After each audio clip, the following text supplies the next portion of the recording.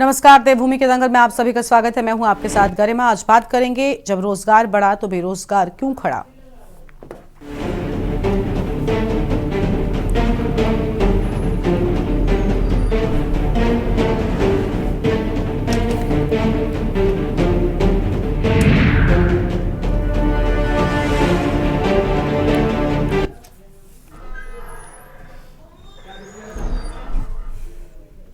कार्यक्रम में आगे बढ़ेंगे उससे पहले सीएम योगी प्रयागराज में क्या कहना सुन लेते हैं। ऑपरेशन करते लेकिन बहुत अच्छा काम होता था, बहुत सारे लोगों को नई ड्यूटी मिलती थी और अब तो नई तकनीक आ चुकी है। इस नई तकनीक में मैं भी पूरे यहाँ पे नेत्र कुंभों में घूमा हूँ, देखा हूँ, बहुत अद्भुत काम हुआ है, अच्छा कार्य हुआ है। माँ गंगा आपकी कामनाओं को पूर्ण करे, आपको अपना कृपा बरसाएं। जिन लोगों को नेत्र ज्योति दी है, चश्मा दिया है, जिन लोगों के ऑपरेशन होंगे, मुझे विश्वास है कि आने वाले समय में उनके आशीर्वाद से सक्षम और भी सक्षम होकर के कई गुना अपने इस अभियान को आगे बढ़ाएगा। इस पूरे कार्यक्रम के प्रति मेरी मंगलमय शुभकामनाएं हैं। प्रयागराज कुंभ के आयोजन में एक नई पुष्प मणि को जोड़ने का काम नेत्र कुंभ ने किया और ये सचमुच अभिनंदन का पात्र है। मैं सक्षम के प्रति और आप सब के प्रति मैं हृदय से अभिनंदन भी करता हूं और अपनी शुभकामनाएं भी देता हूं। धन्यवाद।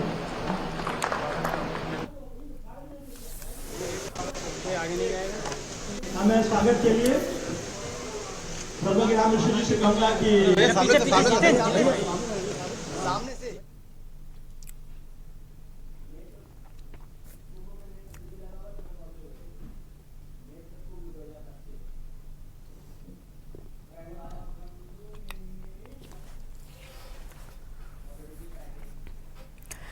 नेत्र कुंभ शिविर कार्यक्रम में सीएम योगी आदित्यनाथ की तस्वीर आपको हम दिखा रहे थे, जहां पर उनकी ओर से अहम बातें कही गई हैं। कार्यक्रम में मुख्यमंत्री का स्वागत भी किया गया। तस्वीर आपको हम दिखा रहे हैं।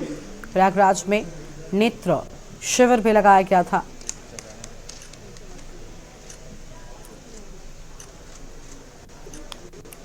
उसकी तस्वीरें नेत्र कुंभ शिविर कार्यक्रम में सीएम योगी आदित्यनाथ पहुंचे। सर आप थोड़ा पीछे, सर पीछे। साथ ही दोनों ही डिप्टी सीएम भी मौजूद कार्यक्रम में।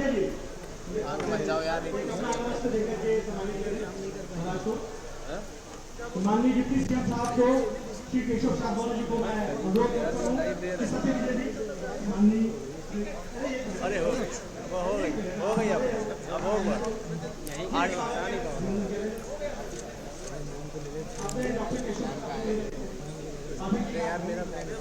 अपने चक्कर में। नेत्र कुंभ शिविर कार्यक्रम में सीएम योगी आदित्यनाथ की तस्वीर आपको हम दिखा रहे हैं।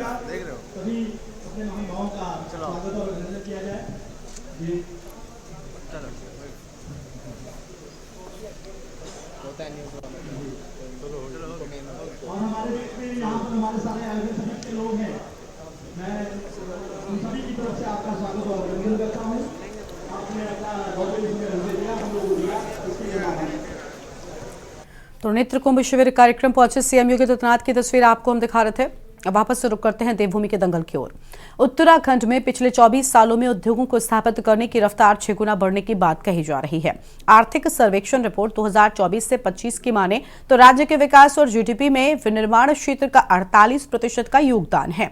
राज्य गठन के 24 सालों में 74,326 एमएसएमई उद्योगों में 16,357 करोड़ का निवेश और 4 लाख बेरोजगारों को रोजगार मिला है। राज्य बनने के बाद प्रदेश में औद्योगिक इकाइयों में 6 गुना बढ़ोतरी हुई, जबकि पूंजी निवेश में 24 गुना और रोजगार में 10 गुना की बढ़ोतरी दर्ज की गई। आर्थिक सर्वेक्षण की इस रिपोर्ट को भाजपा जहां सही बता रही है, तो वहीं प्रदेश में पीएम मोदी और सीएम धामी के नेतृत्व में औद्योगिक निवेश और बेरोजगारों को रोजगार मिलने की बात कही जा रही है। वहीं दूसरी ओर कांग्रेस और विपक्षी पार्टियां इसे भाजपा का जुमला करार दे रही हैं। कांग्रेस के अनुसार भाजपा को काम कम और दिखावा ज्यादा करने की आदत है। कांग्रेस के अनुसार जो आंकड़े पेश किए गए उनसे कहां कहां रोजगार मिला, इस सरकार को स्पष्ट करना चाहिए। इसके साथ ही 2018 और 24 में सरकार ने करोड़ों रुपए खर्च कर इन्वेस्टर्स समिट आयोजित किया था, लेकिन इससे कितना रोजगार और कितना निवेश प्रदेश को मिला, ये भी बताना चाहिए। अगर प्रदेश में 10 गुना रोजगार में वृद्धि हुई है तो राज्य के युवा बेरोजगार संघ बनाकर क्यों सड़कों पर प्रदर्शन करने को मजबूर हैं? उपरांत भी रोजगार देने की बातों को मात्र एक जुमला करार दे रहा है। पार्टी के अनुसार रोजगार न मिलने से पलायन की समस्या बढ़ती ही जा रही है। आज करेंगे इसी पर चर्चा। खास मेहमान हमारे साथ में होंगे, लेकिन उससे पहले एक रिपोर्ट देखिए।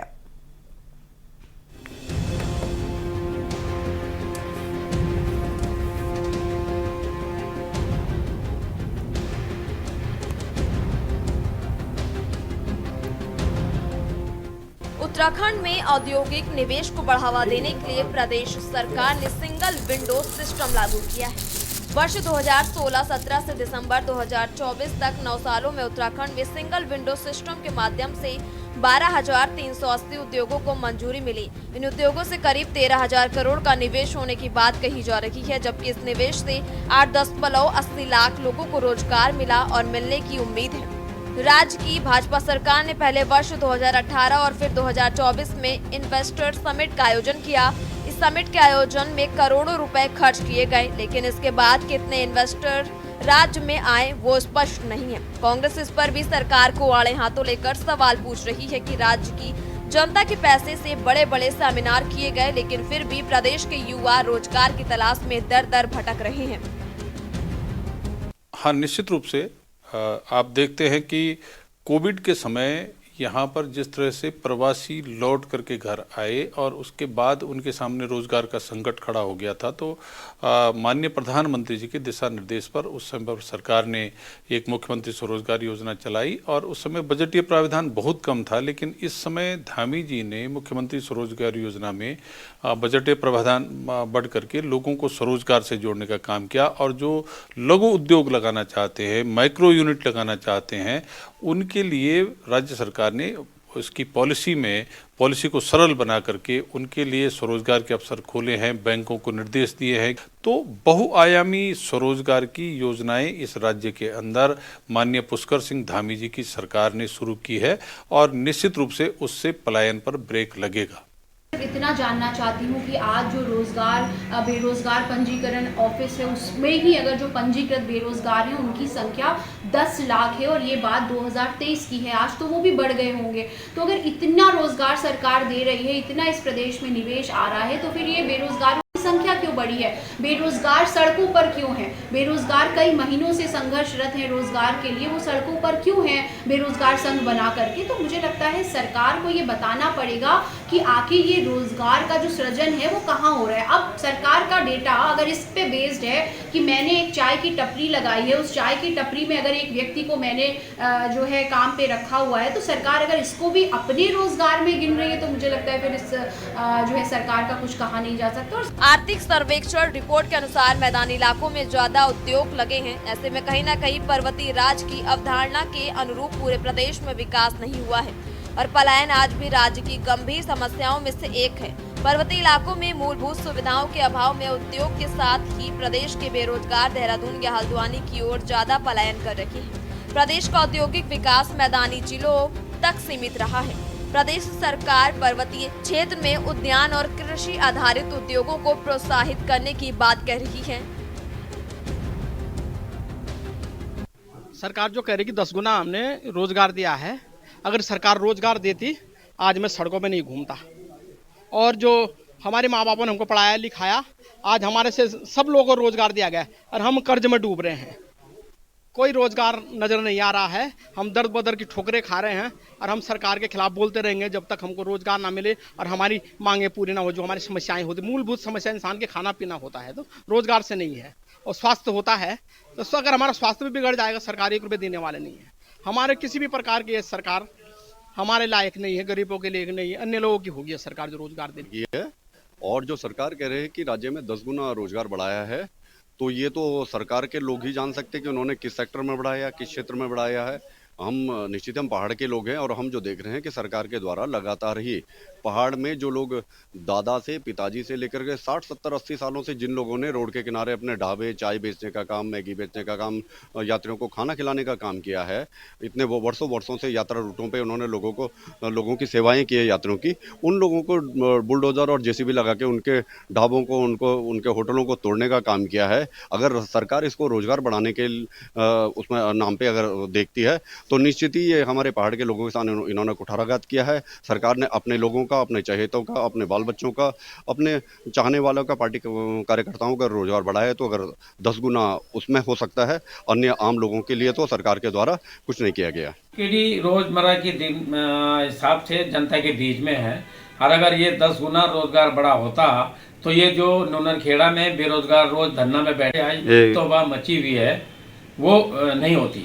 कुल मिलाकर के इस प्रकार की घोषणाओं से, इस प्रकार की योजनाओं से बीजेपी सरकार का जो वर्तमान सत्तारूढ़ सरकार है, इसका एकमात्र उद्देश्य है बाहरी लोगों को यहाँ पर रोजगार दिलाना, न कि उत्तराखंड के मूल लोगों को रोजगार दिलाना। अगर ऐसा हुआ होता तो उत्तराखंड में 10 गुना का मतलब यह है कि आज उत्तराखंड में एक भी आदमी बेरोजगार नहीं होता। लेकिन उत्तराखंड क्रांति दल इसका घोर विरोध करेगा। इस प्रकार की योजनाएं अगर रोजगारपरक नहीं है तो इनका विरोध भी करेगा। आपको बता दें कि बीते वर्षों 2018 में प्रदेश भर में स्टार्टअप नीति लागू की गई थी। इस नीति के तहत अब तक 192 स्टम्प मान्यताएं प्राप्त हैं। इनमें 29% ने कृषि व खाद्य आधारित कारोबार को अपनाया। वहीं राज्य गठन के 24 वर्षों में 74,326 MSME उद्योगों में 16,357 करोड़ का निवेश और 4 लाख बेरोजगारों को रोजगार मिला है। सवाल यही है कि अगर प्रदेश में युवा को बेरोजगारी से निजात मिल चुकी है तो प्रदेश में बेरोजगारी के नाम पर युवा सड़कों पर क्यों सरकार के खिलाफ अभी तक मोर्चा खुले हुए? क्यों प्रदेश में रही अब तक की सरकारें पहाड़ से पलायन को रोकने में कामयाब साबित क्यों नहीं हो पाई? सवाल बेहद गंभीर है। Uttarakhand desk report.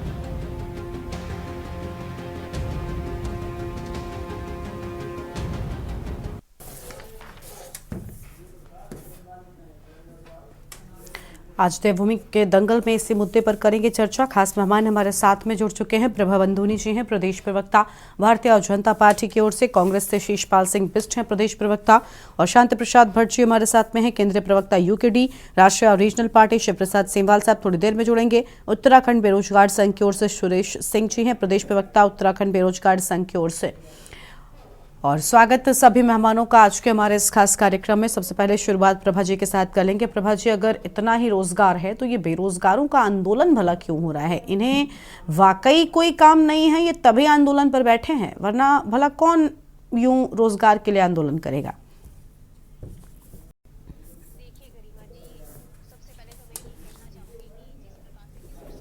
यहाँ चर्चा करने के लिए बैठे हैं तो मैं आपको सबसे पहले ये बता दूं कि पहले हमारा जो उत्तराखंड था, हमारी जो आध्यात्मिक भूमि है, हमारी श्रद्धा के धाम यहाँ पर है, हमारी देवभूमि है उत्तराखंड। तो ये बहुत ज्यादा पर्यटन का केंद्र, श्रद्धा का केंद्र हमारी देवभूमि उत्तराखंड है। लेकिन अगर हम आज के परिप्रेक्ष्य में इस बारे में बात करें तो आज ये कहीं ना कहीं औद्योगिक नीति का केंद्र भी बन गया है या उद्योग का केंद्र भी बन गया है। और इसको कहने के लिए हमें किसी प्रकार के, हम कहेंगे ये कोई जुमलेबाजी नहीं है, ये बिल्कुल हकीकत है और धरातल पर ये काम हो रहे हैं।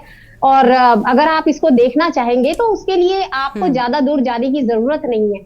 अगर आज के परिप्रेक्ष्य में हम देखें, जो उत्तराखंड पहले हम कहेंगे कि श्रद्धा के और हमारा जो आर्थिकी का मेन साधन था वो हमारे 4 धाम थे, उसको भी हमने बहुत आगे हम लोग ले गए हैं। लेकिन उसके साथ ही जो हमारे पढ़े लिखे युवा है राज्य के, अगर हमने उनको नौकरी देने का काम किया है तो चलो हम पहले सरकारी नौकरी की भी बात करें, उसके विषय में भी हमने बात की है कि 20,000 से ज्यादा सरकारी नौकरियां दी हैं। लेकिन हमें ये पता है कि नौकरी केवल सरकारी नहीं होती है, उसके लिए अपने भी हम उद्योग, जब हम उद्योग की बात करते हैं तो उसमें अपना बिजनेस, अपना सेटअप भी उसमें आ जाता है। तो अगर आप यहाँ की हम बात करें तो आज अगर उत्तराखंड आगे बढ़ रहा है तो सबसे पहले तो मैं आपको ऑटोमोबाइल्स की बात बता दूं कि उत्तराखंड के, हमें अगर थोड़ा भी पता होगा कि ऑटोमोबाइल के सेक्टर में आज सिडकुल जो हरिद्वार है, आप हमें वहां पे ये हीरो ग्रुप का जो सबसे बड़ा मैन्युफैक्चरिंग प्लांट है मोटरसाइकिल का, ये वर्ल्ड का नंबर 1 प्लांट है।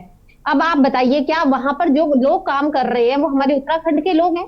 तो उनको रोजगार वहां मिल रहा है। तो जब रोजगार मिल रहा है, और ये अपने में गौरव की बात है कि उनके ये जो विदेशी कंपनी, इसका नंबर 1 प्लांट हमारे उत्तराखंड में है, रोजगार वहां मिल रहा है। ठीक, ये तो ऑटोमोबाइल्स की बात हुई। अगर हम ऑटो पार्ट्स की भी बात कर ले तो आज मैम सुनिए देखिए ऐसे अगर हम एक कंपनियां गिनाने पर आएंगे या आप अपने चीजें प्रदर्शित करने पर आएंगी, मुझे लगता है बहुत सारी कंपनियां आपकी ओर से गिना दी जाएंगी, बहुत कुछ बता दिया जाएगा। मेरा जवाब मेरे को ये चाहिए था कि आखिर ये जो आंदोलन कर रहे हैं ये क्यों कर रहे हैं? क्या ये आपको नहीं पता लगाना चाहिए? आपकी ओर से जब इतना सब कुछ इंतजाम किया गया, अब सोचिए आपने कहा हमने इतना सारा खाना दे दिया और लोग कह रहे हैं हम भूखे ही बैठे हैं।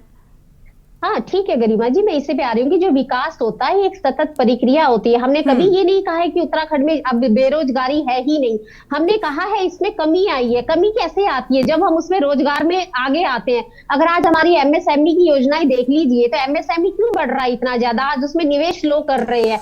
आज आप देख लीजिए, चाहे वो महिलाएं हो पुरुष हो, सभी वो उद्योग धंधे यहाँ पर लगा रहे हैं। आईटी का हब हमारा उत्तराखंड बनता जा रहा है। कैसे उत्तराखंड, क्या आज से पहले की जो सरकारें रही हैं, 10 वर्षों का हम डेटा ले रहे हैं आईटी हब के लिए। आज जो सरकार की नीतियां हैं हमने सबमिट किया था। आज फार्मास्यूटिकल कंपनी में जितनी जेनेरिक दवाइयां उत्तराखंड में बन रही हैं, क्या वहां पे रोजगार नहीं है? क्या वहां पे जेनेरिक दवाइयां जो बनती है सबसे ज्यादा यहाँ बनती है, सबसे ज्यादा एक्सपोर्ट उनका यहाँ से हो रहा है। फार्मास्यूटिकल में नंबर 1 उत्तराखंड है, वो भी रोजगार का हमारा माध्यम है। कृषि में अगर आप देख लीजिए गरिमा जी, तो ऑर्गेनिक खेती कहाँ पर हो रही है? ऑर्गेनिक उत्तराखंड में हो रही है। सारे ब्रांड्स यहाँ पे जा रहे हैं। और एमएसएमई के लिए तो सरकार की योजनाएं हैं कि पहले उनको सब्सिडी देना, उसके बाद उनकी मार्केटिंग करना, ताकि यहाँ पे बनाए हुए उत्पादों को हम बाहर भेज सके। तो उस समय हमारी जो लोकल प्रोडक्ट्स होते हैं, लोकल मैन्युफैक्चरिंग है, चाहे वो किसी भी क्षेत्र की हो, उसके लिए सरकार एनवायरमेंट दे रही है, उसके लिए सरकार यहाँ का माहौल बना रही है। और एक सिंगल विंडो सिस्टम, जो मैं आपको बता दूं कि जब कोई बाहर से यहाँ पे रोजगार के लिए आता है, कोई उद्योग धंधा लगता है, तो सिंगल विंडो सिस्टम कौन लेकर आया ये बताइए? ये भारतीय जनता पार्टी की सरकार ने एक ही प्लेटफॉर्म पे ट्रांसपेरेंसी आपको दी है, कानून व्यवस्था आपको दी है, ताकि बाहर से आने वाले किसी भी उद्यमी को यहाँ पर दिक्कत ना हो। तो कहने का मतलब है, अगर आज बेरोजगारी, हम ये नहीं कह रहे कि सतत विकास हो रहा है, कि हम ये कह रहे कि नहीं बेरोजगारी, धीरे धीरे एक समय वो भी आ जाएगा जो हमारे बेरोजगार हैं, जिनको अपना निवेश करने के लिए, अपने उद्योग धंधे के लिए स्टार्टअप की योजना लेके आइए, वो भारतीय जनता पार्टी। देखिए, मैंने जो सवाल किया था वो जवाब आप नहीं देंगी, मैं इस बात को मान चुकी हूँ। पहले भी मैंने आपको टोका। आज से 10 साल पहले देख लीजिए, क्या ये सब चीजें उत्तराखंड में? मैम, आंकड़े कुछ भी पेश कीजिए, लेकिन ये बेरोजगार संघ वालों की संख्या क्यों नहीं कम होती? मैं तो कहती हूँ ये संगठनों को खत्म हो जाना चाहिए था। ये क्या कर रहे हैं? मैं तो साफ तौर पर कह रही हूँ कि इनकी कोई जरूरत नहीं है। इनकी संख्या बिल्कुल कम हो जानी चाहिए थी, कोई संगठन ही नहीं बचता। आपका मकसद तो ये होना चाहिए था, लेकिन वो नहीं है। उन आंकड़ों में कमी क्यों नहीं आई, ये भी विचार करिए। चलिए लौटेंगे आपके पास में। हमारे कम हुए गरिमा जी, जहां पहले 7% थे, आज केवल 3% रह गए हैं। ठीक बेरोजगारी दर में ठीक है, अब ये तो अभी सुरेश जी बताएंगे, प्रदेश के और विपक्षी बताएंगे। चलिए ठीक है। और मेहमानों का रुख कर लेते हैं हमारे साथ में कांग्रेस के प्रवक्ता। ठीक है मैम, लौटेंगे आपके पास में। कांग्रेस के प्रवक्ता हमारे साथ में शीशपाल सिंह बिश्री हैं। शीशपाल जी, 7 से 3 आ गए, इनका कहना है। आंकड़े भी फर्जी हैं? देखिए गरिमा जी, आंकड़े फर्जी हैं या देखिए गरिमा जी, आंकड़े फर्जी ही या सही है, ये तो आपको प्रदेश के बेरोजगारों से पूछना चाहिए था। जिन उद्योगपतियों के उद्योग बंद हुए हैं उनसे पूछना चाहिए था।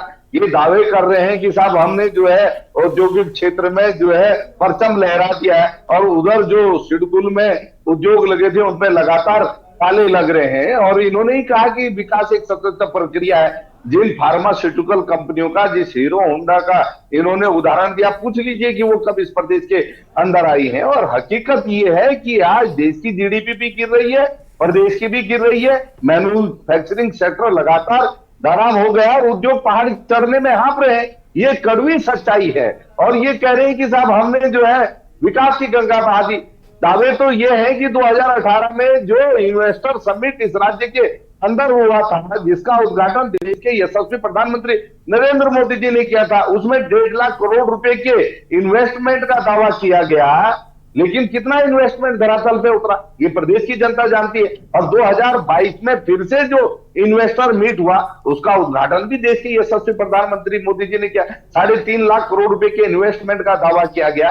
कितने जो है इन्वेस्टमेंट धरातल पे उतरे। और जिस एमएसएमई की ये बात कर रहे हैं, उस एमएसएमई की वास्तविक तस्वीर ये है कि बेरोजगारों ने सरकार की बात पे भरोसा करके तमाम आवेदन जो है मुख्यमंत्री स्वरोजगार योजना में, प्रधानमंत्री स्वरोजगार योजना में किए, लेकिन जो है बैंकों में जो है आप देखिए 90% आवेदन जो है रिजेक्ट हो गए हैं।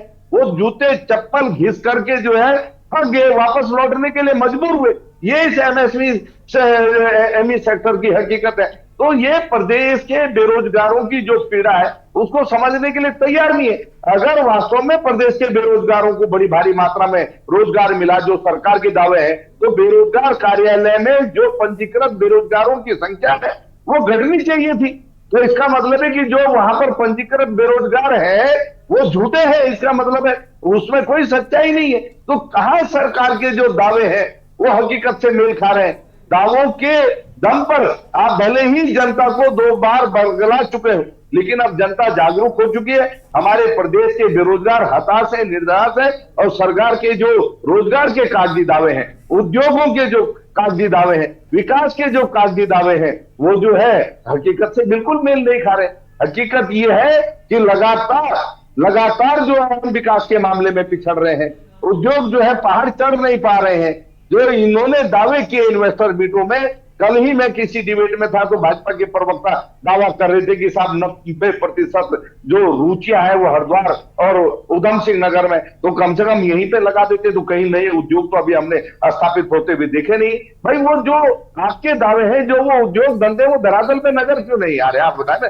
एक बार कह रहे 4 लाख बेरोजगारों को रोजगार मिल गया। उधर जो है बेरोजगार कार्यालय में लगातार जो है हमारे शिक्षित बेरोजगारों की भीड़ बढ़ रही है। वो धरना प्रदर्शन आंदोलन करने के लिए, राशि डंडे खाने के लिए, मुकदमे झेलने के लिए मजबूर है, और सरकार की क्रूरता जो है कम होने का नाम नहीं ले रही। उनसे संवाद स्थापित करके समस्या का समाधान करना नहीं चाहती है। और केंद्र सरकार ने जो बजट इस बार लोकसभा में पेश किया, उसने भी राज्य की जनता को निराश किया। अगर सरकार राज्य के विकास के लिए गंभीर होती तो निश्चित तौर पर राज्य को विशेष पैकेज मिलता, औद्योगिक क्षेत्र के लिए भी मिलता, तमाम अन्य क्षेत्रों के लिए भी मिलता, लेकिन ऐसा तो वो नहीं है। उल्टा जो है उत्तराखंड की जो है आपने नंदा गौरा योजना थी, जो बेटियों को पढ़ाने और बढ़ाने वाली योजना, उसके बजट में लगातार 4 साल से कैंची चल रही है। तो ऐसा क्यों हो रहा है? तो कुल मिलाकर के गरिमा जी, हकीकत यह है कि सरकार लगातार कागजी दावे कर रही है, और वो जो है धरातल पे उतरते हुए बिल्कुल भी नजर नहीं आ रहे हैं। कोई भी सरकार के दावों से इत्तेफाक नहीं रखा, ना बेरोजगार, ना उद्योगपति। और मैंने अभी तक आपके डिस्क्रप्शन में जितनी बाइटें सुनी, सबके सब कह रहे थे कि जो है सरकार के दावे झूठे हैं। हमने 4 धाम यात्रा के दौरान भी देखा जिस तरीके से व्यवसायी आज ही जो है केदार घाटी से जो हमारे व्यापारी बंधु है, जो हमारे वहां पर घोड़ा खच्चर यूनियन के लोगों, उनका फोन आया हुआ था, कह रहे साहब जो है सरकार जो वहां पर दुकानें आवंटित करती है हमारे गोरी कंड से ऊपर पैदल मार्ग पर, जो है उसमें स्थानीय लोगों को तो मौका ही नहीं मिल रहा। पता नहीं कहां के लोगों को जो है दुकानें आवंटित कर दी जा रही है। उन्होंने कहा कि हमने सुझाव दिया है कि जिसका आधार कार्ड हमारे जनपद का हो, जिसका जो है यहाँ पर पैतृक संपत्ति हो, उसी को जो है मौका मिलना चाहिए। लेकिन सरकार इस प्रकार की नीतियां बनाती नहीं है। लगातार जो है हमारे स्थानीय बेरोजगार नौजवान मायूस हो रहे हैं, ठगे हो रहे हैं, वो लाइनों में लगे रह जाते हैं, अन्य लोगों को जो है मौका मिल जाता है। तो कुल मिलाकर के जो है हतोत्साहित करने वाली जो नीतियां सरकार की हैं, बेरोजगार इससे निराश है, और लगातार मैन्युफैक्चरिंग सेक्टर जो है वो धड़ाम हो रहा है। कहीं विकास के पथ पर आगे बढ़ता हुआ नहीं नजर आ रहा प्रदेश। हाँ, केवल भाजपा के नेताओं के, प्रवक्ताओं के दाव में जरूर जो है ऐसा लग रहा है कि राज्य का चहुमुखी विकास हो रहा है, यहाँ विकास की गंगा बह रही है, बेरोजगारी की समस्या है नहीं है इस प्रदेश के अंदर। ठीक है, आप विस्तार से अपनी चर्चा को आगे बढ़ाएंगे। चलिए और लोगों की भी प्रतिक्रिया लेंगे शिषपाल जी, लेकिन उससे पहले देवभूमि के दंगल में एक छोटे से ब्रेक के लिए यहाँ पर रुकते हैं, कहीं मजा आएगा, फौरन लौटेंगे। आप देख रहे हैं के न्यूज, खबरों का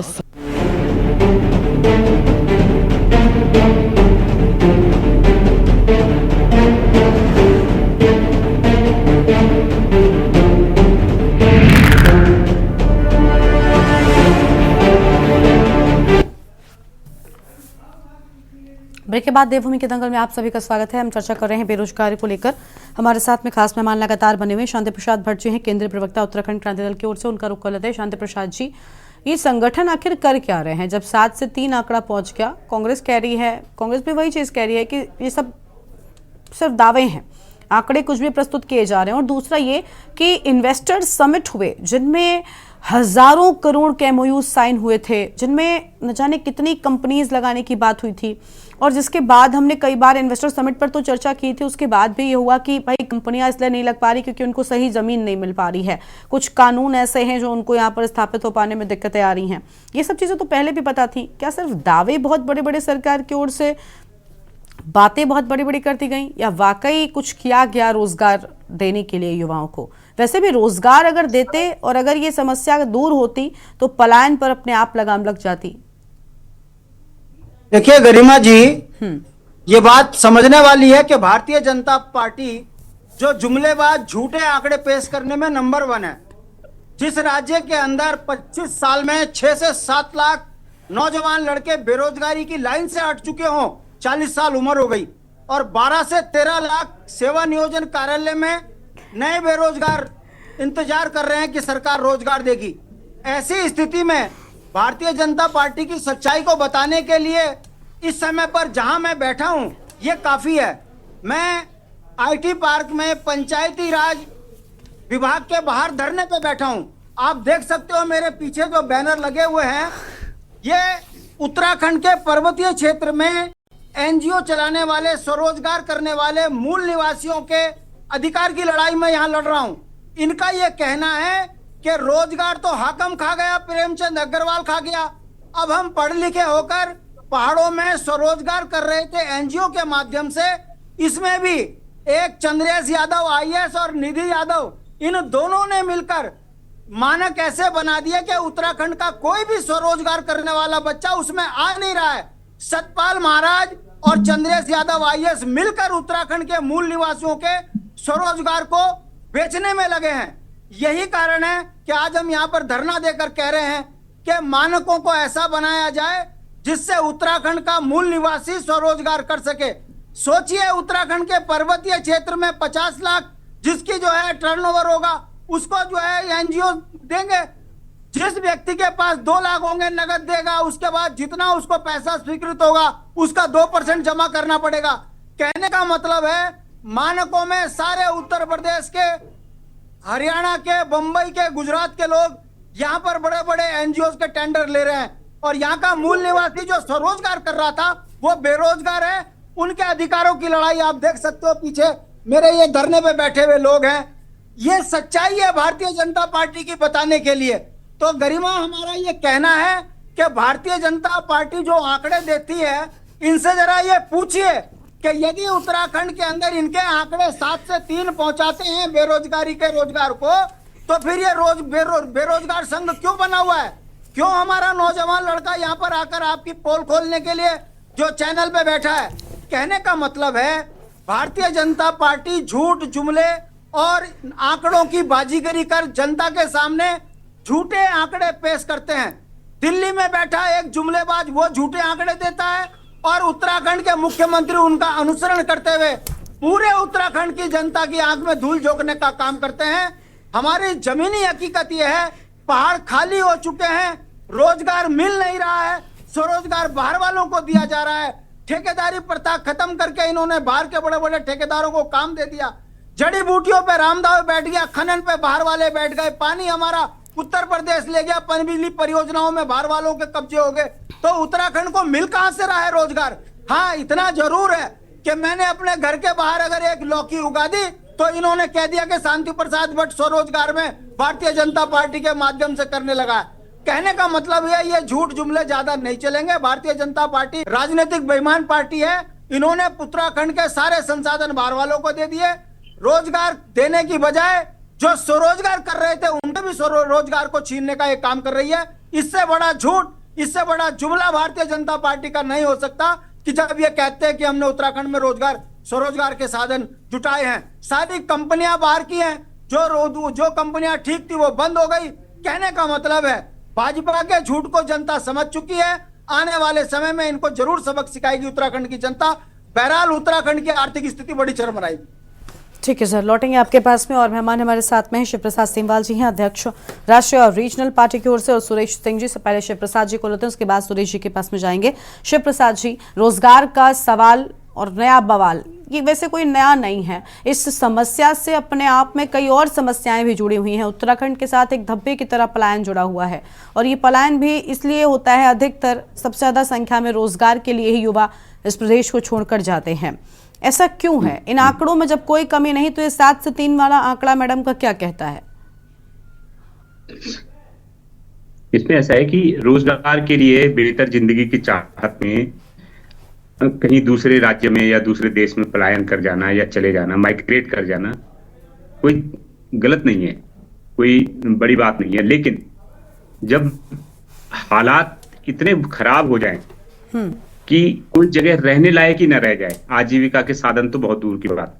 तब अगर कोई आदमी पलायन करने को मजबूर हो, आदमी को स्वास्थ्य सुविधा न मिले, बीमार होने पे पैरासीटामोल न मिले, डॉक्टर न मिले, जांच के लिए एक एक्सरे मशीन न मिले, पूरे सेंटर पहाड़ के रेफरल सेंटर हो जाएं, बच्चों के लिए कोई ढंग का सरकारी स्कूल न मिले, तो फिर आदमी अगर पलायन करे और तब हमारी नीति नियंता बोले कि जी ये बेहतर जीवन की खोज में जा रहे हैं, तो ये अपने आप में दुर्भाग्यपूर्ण है। आज पूरा जैसे सितारगंज में एक खुली जेल है, वहां पे लॉकअप वगैरह नहीं रहते, खुली जेल है, कई एकड़ कई बीघा में फैला हुआ जेल है वो खुली जेल।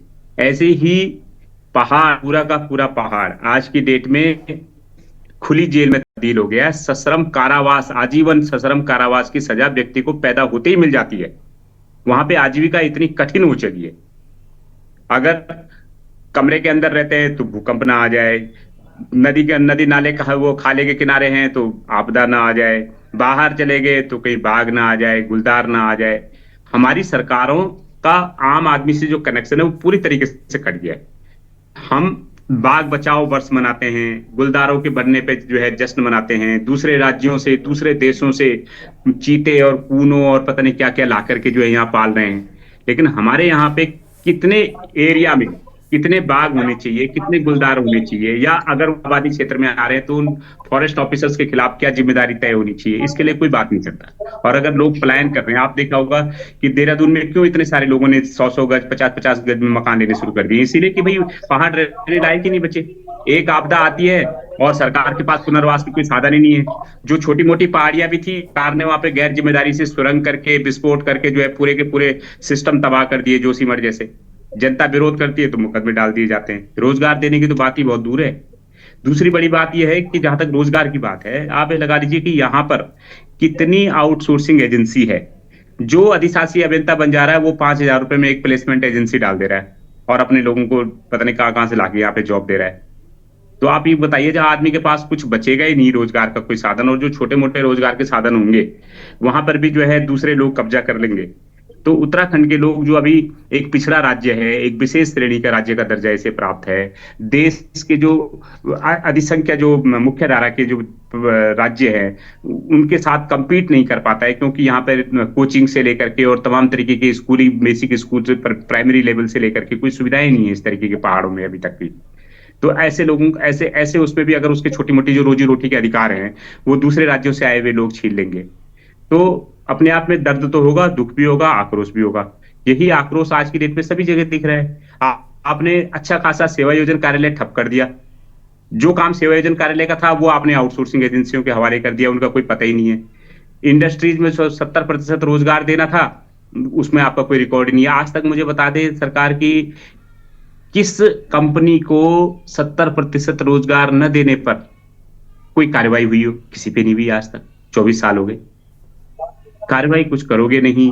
कितने लोग फर्जी अस्थायी निवास प्रमाण पत्र बना के यहाँ पे नौकरियां लग जा रहे हैं, फर्जी प्रमाण पत्र बना करके यहाँ पे टीचर लग जा रहे हैं, तमाम काम कर जा रहे हैं और उसके बाद रिटायर भी हो जा रहे हैं अच्छे से। आता भी कोई मामला पकड़ा भी जाता है तो चलो टीचर की नौकरी बर्खास्त हो गई। आज तक किसी फर्जी निवास प्रमाण पत्र बनाने वाले किसी तहसीलदार, किसी पटवारी, किसी एसडीएम के ऊपर कोई कार्रवाई भी? किसी शिक्षा विभाग के ऊपर, किसी दस्तावेजों का सत्यापन करने वाले व्यक्ति रैकेट के ऊपर कोई कार्रवाई भी नहीं हुई। आए दिन लोग है मंत्रियों के पास जा रहे हैं कि साहब ये देखो फर्जी अस्थायी निवास प्रमाण पत्र बना के यहाँ पे नौकरियां लग रहे हैं, कोई कार्रवाई नहीं। आपने यहाँ पे मानक कुछ और रखे हैं। यहाँ पे आपने कह रखा है कि प्राइवेट में हम डीएलएड नहीं कराएंगे, और यहाँ पे जो दूसरे राज्यों से डीएलएड करके आएगा प्राइवेट में वो यहाँ पे नौकरी लग जाएगा। ऐसे तो आपने नियम बना रखे हैं। आपने ऐसे नियम बना रखे हैं उत्तराखंड राज्य की भर्तियों में कि जो डिग्रियां यहाँ पे गढ़वाल और कुमाऊं यूनिवर्सिटियों में तक में नहीं पढ़ाई जाती, कोई दिल्ली और दूसरी चंडीगढ़ से कोई करके आएगा डिग्री, वो ऐसे आपने सेवा नियमावली और उसकी नियुक्ति की नियमावली बना रखी है। ठीक है, तो मतलब दुर्भाग्यपूर्ण नहीं है क्या? आपको नहीं लगता है क्या भाई? अब हम लोग तो कोसते थक गए, कितना भी कोसे। हमारा तो ये है कि भाई अगर कुछ ज्यादा कोसेंगे तो आपके चैनल पे ये भाजपा के प्रवक्ता ही आना बंद कर देंगे कल के दिन से, अगर हमने कोस दिया तो। मेरे तो यही है कि थोड़ा सजेस्टिव रहते हुए सुझाव दिए जाए इनको कि भैया हाथ जोड़ के विनती है, इस तरीके की जो प्लेसमेंट एजेंसियां हैं ये कितना कर रही हैं, 1,00,000-1,50,000 रुपए लोगों से जो है भर्ती होने से पहले ले लेती है, और उसके बाद जो न्यूनतम वेजेज है, मैं केवल एक उदाहरण गिरा रहा हूँ। परवा बडोनी जी, आप भाजपा से हैं शायद ना मैडम? है दीदी? जी, है ना? बताइए चैनल पे बड़ी जिम्मेदारी से आपको केवल एक केस स्टडी दे रहा हूँ। अगर आपने ये कर लिया ना तो मैं समझूंगा आज की डिबेट जो है सफल रही। एक हॉस्पिटल है हरिद्वार में, अस्पताल है हरिद्वार जिला अस्पताल में, एक ठेकेदार है, वो 15 साल से ठेकेदारी पे है, वहां पे मैन पावर सप्लाई का है। लोगों को न्यूनतम बेसिस जो है 9,000 के समथिंग है और उनको 7,000 रुपए दिए जा रहे हैं। बिल्कुल, यानी यहाँ पर भी लोगों के साथ में धोखा हो रहा है। चलिए सर लौटेंगे आपके पास में, सेमवाल जी लौटेंगे। लगाइए, अगर आपने इसको भी कर दिया तो मुझे लगता है कि ये रोजगार की दिशा में एक बड़ा ठीक है सर, ठीक है हम बड़े स्तर पर बात करें। चलिए लौटेंगे आपके पास में। सुरेश सिंह जी हमारे साथ में है उत्तराखंड बेरोजगार संघ की ओर से।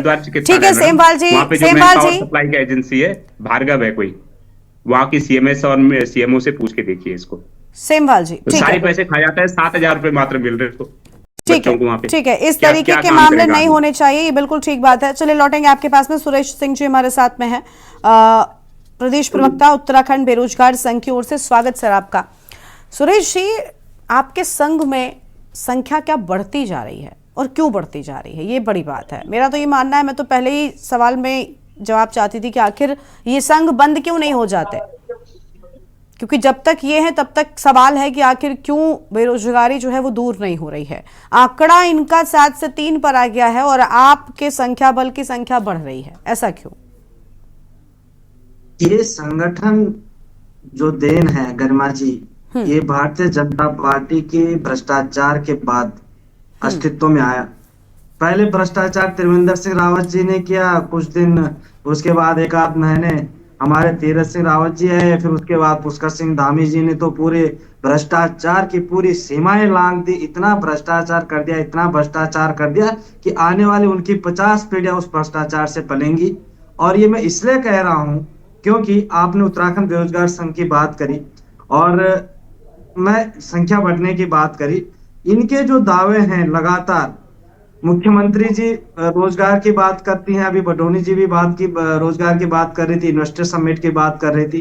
इन्वेस्टर समिट के नाम पे इन्होंने हजारों करोड़ रुपए का चूना लगाकर कर्जा लेकर आज हमारा प्रदेश कर्जे में इतना डूब गया है कि हर व्यक्ति पे न जाने हजारों रुपए पर डे के हिसाब से उसमें हम लोगों से वसूला जा रहा है, जो कर्जा ये लोग ले रहे हैं लगातार विश्व बैंकों से, अनदर बैंकों से।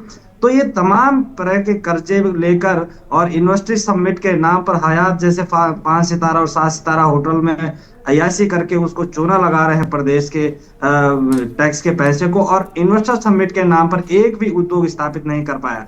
और अगर जो उद्योग इन्होंने स्थापित, पहले तो ये बडोनी जी ये गिनाए कि इन्वेस्टर समिट के बाद कितने उद्योग स्थापित किए, और फिर उसके बाद बडोनी जी ये भी गिनाए कि जो इन्वेस्टर समिट किया आपने और उसके बाद जो उद्योग स्थापित किए उसमें कितने उत्तराखंड के लोगों को रोजगार दिया। इन्होंने तो रोजगार देने के नियम कायदे सब बदले तार कर दिए। अभी हमने इनके एक विभाग में जो शहरी विकास निदेशालय जो प्रेमचंद अग्रवाल जी का विभाग है, और प्रेमचंद अग्रवाल जी के रोजगार देने के तरीके से आप तो पूरा उत्तराखंड जो है पूरी तरीके से परिचित है। पहले अपने बेटे को रोजगार देते हैं, फिर अपनी बिटिया को गलत तरीके से प्रमोशन कर देते हैं, और अब उन्हीं के विभाग में शहरी विकास निदेशालय में 1,75,000 की नौकरी बिना नियम कानूनों की धज्जियां उड़ाते हुए, आचार संहिता का उल्लंघन करते हुए 1,75,000 की नौकरी लखनऊ के एक व्यक्ति को दे दी जाती है। ये इनका रोजगार है। जो इन्वेस्टर समिट के नाम पर होटल हयात जैसे 5 सितारा 7 सितारा होटलों में जो यहाँ के पैसे को ठिकाने लगाना, ये इनका रोजगार है। इनका रोजगार जो अभ्यर्थी चयनित हो जाते हैं उत्तराखंड अधिकृत सेवा चयन आयोग से, उनको नियुक्ति पत्र बांटकर उनको घर बिठा देना इनका रोजगार है। जो लगातार सेवा योजना कार्यालय में हमारे लाखों की संख्या में बेरोजगारों ने अप्लाई किया, उनको रोजगार, उनको सेवा योजना कार्यालय में आवेदन कराना इनका रोजगार है।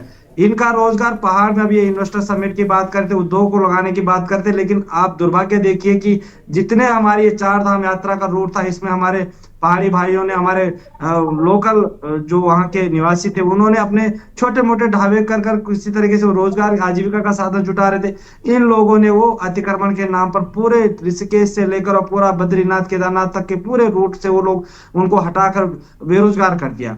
दूसरी बात इन्होंने अभी क्या करी कि इन्वेस्टर समिट की बात करें, लेकिन कंपनियां जो बाहर के आ रही है वो बाहर के लोगों को लेकर यहाँ पर आ रही हैं। अभी राष्ट्रीय गेम्स हुए यहाँ पर, 38वें राष्ट्रीय गेम्स में क्या कितना भ्रष्टाचार उसमें हुआ।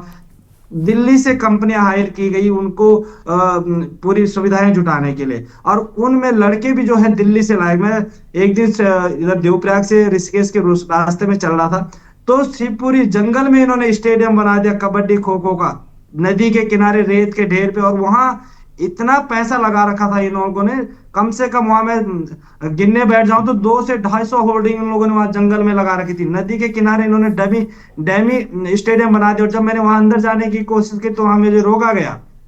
फिर भी मैं जबरन घुसा, तो मैंने जब पता किया तो वहां सारे दिल्ली, बिहार, यूपी के लड़के वहां नौकरी कर रहे हैं, और हमारे पहाड़ का युवा वो पता नहीं कहां कहां आज 8,000 10,000 की नौकरी करने के लिए बाध्य हो रखा है। ये इनका रोजगार है कि हम किस तरीके से पहाड़ को लूटें, किस तरीके से उत्तराखंड को लूटें, किस तरह से यहाँ के जल जंगल जमीन को लूटें। और यही वजह है कि उत्तराखंड बेरोजगार संघ में आज भी लगातार युवा जब जुड़ते हैं, परेशान होकर आते हैं, तो हम लोग भी दुखी हो जाते हैं कि किस तरीके से इस परिपाटी चल रही है।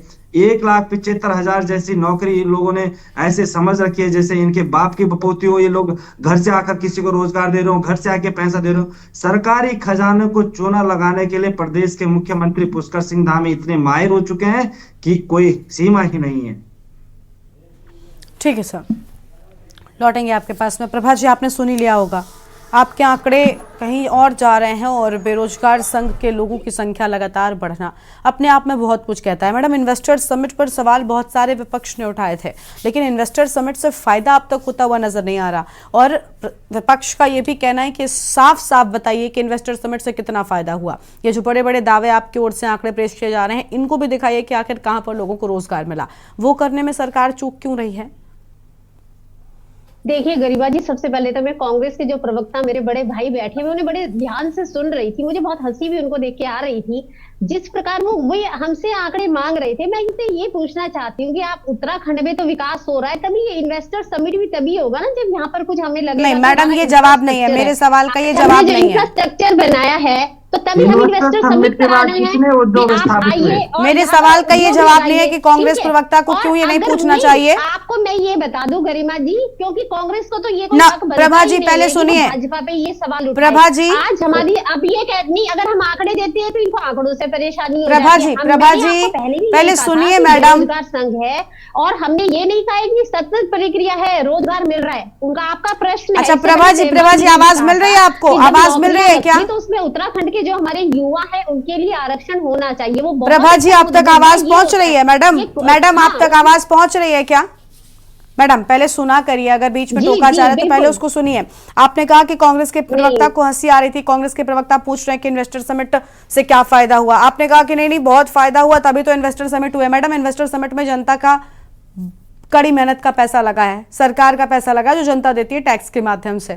लेकिन इन्वेस्टर समिट से जनता को क्या फायदा हुआ, इसका जवाब आपको देना है, जो आप नहीं दे रही हैं। आप ये कह नहीं कि इन्वेस्टर समिट हुआ, बहुत अच्छा हुआ, हमने भी देखा, बहुत सारे बहुत रंगारंग एकदम उत्तराखंड को सजा दिया था आपने, लेकिन उससे आम जनता को कितना फायदा हुआ मैडम, वो बताइए। और सतत प्रक्रिया नहीं है ये कहना बार बार छोड़ दीजिए, आप ये बताइए ना, इन आंकड़ों से ये बेरोजगार संघ वाले क्यों संतुष्ट नहीं है? शीशपाल जी आपके विरोधी हैं, विपक्षी हैं, हम इनको भी मान लेते हैं, सेमवाल साहब को भी, लेकिन सुरेश जी क्यों नहीं बोल रहे हैं आपकी मन की बातें? नहीं देखिए, सेमवाल जी का तो मैं पहले बता देती हूँ, उन्होंने एक मुद्दा रखा है कि वहां पे कोई है उनको जो उनका मिनिमम वेजेस है वो, हाँ ठीक है, वो एक पर्टिकुलर केस है। ये कहूंगी सेमवाल जी, आज आपने ये बात उठाई है, लेकिन अगर आपको बताएंगे ऑनलाइन पोर्टल हमारे माननीय मुख्यमंत्री जी का है, आज आप उसमें ये शिकायत दर्ज करवाइए और आपसे रिक्वेस्ट कि आप करवाइए। इन्वेस्टर समिट से क्या फायदा हुआ? हाँ मैम, बस ये वाला उत्तराखंड के कितने युवाओं को रोजगार मिला, ये जानने की कोशिश कर रहे हैं। हाँ मैं आ रही हूँ, आपके पास आ रही हूँ। पहले मैं उनको बता दूं कि जो मुद्दा आज वो लेकर आए हैं उसको आप मुख्यमंत्री पोर्टल पर डालिए और आपको तुरंत। ठीक है मैडम सुनिए, मैंने सेमवाल जी को भी रोका था, एक पर्टिकुलर केस पर हम बात नहीं कर रहे हैं, प्लीज जी। बहुत अच्छी बात है, आप उसका निवारण करिए। ठीक है, इन्वेस्टर समिट हमारा उद्योगों के लिए हुआ था, मैं यही बता रही हूँ। तो जो इन्वेस्टर समिट में मैंने आपको बताया है कि जो हमारा आईटी सेक्टर में आज हमारा उत्तराखंड कितने आगे बढ़ गया है, कैसे बढ़ा, क्या पिछले 10 वर्षों में जब उत्तराखंड बना था आज वो वहां पर था? आज जो हमारा हम कहते थे पहाड़ों पर उद्योग नहीं है, तो मैं आपको ये कहूंगी जो हाउस ऑफ हिमालयाज बना, कब बना, कितने साल हुए इसे बने हुए? क्या आज हमारे युवा भाई जो पहाड़ों पर रहते हैं उनको लगा परेशानियां थी, लेकिन वो आगे बढ़े उन्होंने ब्रांडिंग करी। क्या हमारे हाउस ऑफ हिमालयाज में, चाहे वो हमारे घरेलू उत्पाद खान पान के हो, चाहे हमारे वो पहनावे के हो, आज उनको एक विश्व पटल पर पहचान मिल चुकी है। आज अगर हमारे स्टार्टअप में युवा जाना चाहते हैं तो उनको लोन की फैसिलिटीज है, और जो MSMEs है मैं उसमें बताऊंगी 50 करोड़ से नीचे के जितने भी उद्योग है वो उसमें आते हैं। तो उसमें आपको अगर आप उद्योग लगा रहे हो तो उसमें आपको सब्सिडी केवल लोन में भी मिलेगी, इंटरेस्ट में भी मिलेगी, प्लस जो इलेक्ट्रिसिटी का बिल आता है सरकार के प्रावधान उसमें भी है। लेकिन आप आगे बढ़िए। और दूसरा ये है कि अगर आप ये कह रहे हैं कि विकास नहीं हुआ है, तो आज जो यहाँ कंपनियां, आप किसी भी चले जाइए, जो सिडकुल हमारे क्षेत्र है, क्या 10 साल पहले या 5 साल वर्षों में आपको कोई अंतर नहीं दिखाई देता है?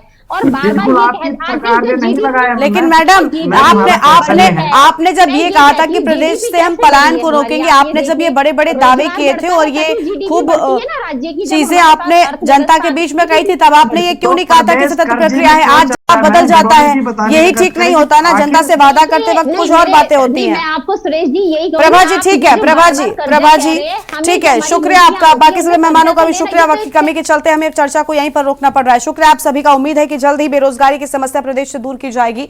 देवभूमि के दंगल में इतना ही। तमाम खबरों के लिए आप देखते रहिए न्यूज इंडिया। लेकिन उससे पहले सीधा आपको प्रयागराज लेकर चलते हैं। प्रयागराज से तस्वीरें आपको दिखाते हैं। मुख्यमंत्री क्या कहना है, सुनते हैं। बुंदेलखंड एक्सप्रेस होते हुए, आगरा होते हुए, मथुरा, वृंदावन और सुख तीर्थ का 5वां। 5 तीर्थों में पिछले 1.5 महीने से अधिक समय से लाखों की संख्या में श्रद्धालु है। और केवल स्थानीय नहीं है, देश का भी है, दुनिया का भी है। 45 दिनों में 100 देशों का प्रतिनिधित्व प्रयागराज में हुआ, जिसमें 74 देशों के तो एम्बेसडर और हाई कमिश्नर्स यहां आए थे। 12 देशों के मंत्री या राष्ट्राध्यक्ष की उपस्थिति हुई थी और अन्य देशों से श्रद्धालुजन भी इस कार्यक्रम का हिस्सा बने थे। पर्यटक इस कार्यक्रम का हिस्सा बने थे, जिनको कवर करने का अवसर आपको भी प्राप्त हुआ था जब विभिन्न महास्नान के दौरान या अमृत स्नान के दौरान यहां पर ये कार्यक्रम हो रहे थे। कुंभ के पूरे आयोजन में, यानी अस्थाई और अस्थाई इन सभी निर्माण के कार्यों को में डबल इंजन की सरकार में केंद्र और राज्य सरकार ने मिलकर के लगभग 7,500 करोड़ रुपया खर्च किया, जिसमें 200 से अधिक सड़कों का निर्माण, 9 फ्लाईओवर, 14 फ्लाईओवर, 9 अंडरपास, 12 कॉरिडोर। पहली बार प्रयागराज में कुछ ऐसा मिला देखने के लिए, पर्यटकों को अपनी ओर आकर्षित करता था। आपने देखा होगा अक्षय वट कॉरिडोर, मां सरस्वती कॉरिडोर, कूप कॉरिडोर, पातालपुरी कॉरिडोर, बड़े Hanuman ji corridor, Maharshi Bharadwaj corridor, Nagvasuki corridor, Shringverpur corridor, Dwadash Madhav corridor, यानी ये अलग अलग प्रकार के 12 कॉरिडोर प्रयागराज में विकसित हुए हैं, जो टूरिज्म की दृष्टि से हर एक श्रद्धालु को अपनी ओर आकर्षित किया। और इस दौरान श्रद्धालु जनों की सुविधा के लिए प्रयागराज सिटी के अंदर हम लोगों ने उत्तर प्रदेश सरकार के और केंद्र सरकार के मिलकर के लगभग 1 लाख कार्मिक इस पूरी व्यवस्था के साथ जुड़ करके, अधिकारीगण जुड़ करके इस पूरे कार्यक्रम को सफलता की नई ऊंचाई तक पहुंचाए, जिनमें सर्वाधिक सुरक्षा कर्मी उत्तर प्रदेश पुलिस बल के थे, पीएसी के थे, फायर सर्विसेज के थे, जल पुलिस के थे, होमगार्ड के थे, पीआरडी के जवान थे, एटीएस और एसटीएफ के कमांडो भी हम लोगों ने तैयार किए थे और पूरे मेले को फेस रिकॉग्निशन के साथ जोड़ते हुए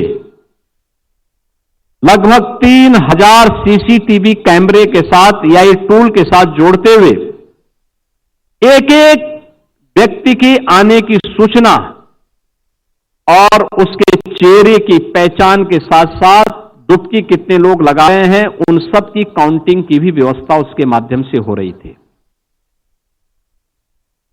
और मुझे उसी से सहायता मिल रही थी। मैं प्रयागराज आता था तो यहां पे प्रत्यक्ष देख लेता था, हवाई सर्वेक्षण कर लेता था, लेकिन जब लखनऊ में या कहीं रहता था तो 3000 कैमरों को ही मैं एक एक करके देखता था। 360 डिग्री तक जिन्हें घुमा करके देखा जा सकता था और एक एक एंगल से हम लोग एक एक क्षेत्र को देख सकते थे, कहां पे कौन सी गतिविधि हो रही है, कितना प्रेशर कहां पे डेवलप हो रहा है। यह स्थिति प्रयागराज के अंदर पुलिस की थी। 15,000 से ऊपर यहां स्वच्छता कर्मी थे। इसके अलावा 7,000 से अधिक परिवहन निगम की बसेस थी। 750 से अधिक शटल बसेज भी यहां पे लगाई गई थी। पीडब्ल्यूडी, नमामि गंगे, जल निगम, संस्कृति एवं पर्यटन विभाग, सिंचाई विभाग, इन सभी विभागों ने, स्वास्थ्य विभाग, इन सब ने भी पूरी तत्परता के साथ इस कार्यक्रम के साथ जुड़ करके इसे सफलता की नई ऊंचाई तक पहुंचाया। रेलवे, सीआरपीएफ, होमगार्ड, नागरिक उड्डयन विभाग, सेना, वायुसेना, सड़क परिवहन एवं राजमार्ग मंत्रालय, भारत सरकार, इन सब ने भी अपनी भूमिका का निर्वहन किया। रेलवे ने लगभग 13,000 मेला स्पेशल चला करके यात्रियों की सुविधा को सकुशल आगे बढ़ाने का काम किया। 3.25 करोड़ यात्री केवल उत्तर प्रदेश परिवहन निगम की बसेस से प्रयागराज आए। लगातार इन पर कार्य करते हुए पौष पूर्णिमा 13 जनवरी से 26 फरवरी महाशिवरात्रि के अवसर पर कल पूर्णाहुति को या 45 दिन का महायज्ञ सफलता की नई प्रतिमान स्थापित करते हुए संपन्न हुआ है।